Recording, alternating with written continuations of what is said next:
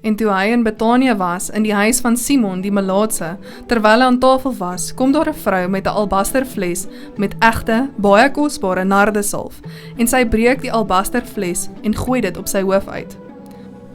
Aangesien dit baie duur nardesalf was, het sommige van sy disippels haar daad nie goedgekeur nie. Miskien sou hulle nie beswaar gehad het, indien die salf goedkoper was nie. Die Bybel spesifiseer nie waarom sy gekies het om sulke dierolie op Jesus uit te giet nie, maar sy het duidelik die hoogste agting vir hom gehad. Sy sou nie so 'n dieroffer gemaak het as Jesus nie so baie vir haar beteken het nie. In haar kommentaar oor hierdie gebeurtenis merk Ellen G. White op dat baie min mense besef wat Christus vir hulle beteken. As hulle dit besef het, sou niks te duur geag geword het om vir Christus te gee nie, en geen selfverloning of selfopoffering sou te groot wees om vir Christus te gee nie.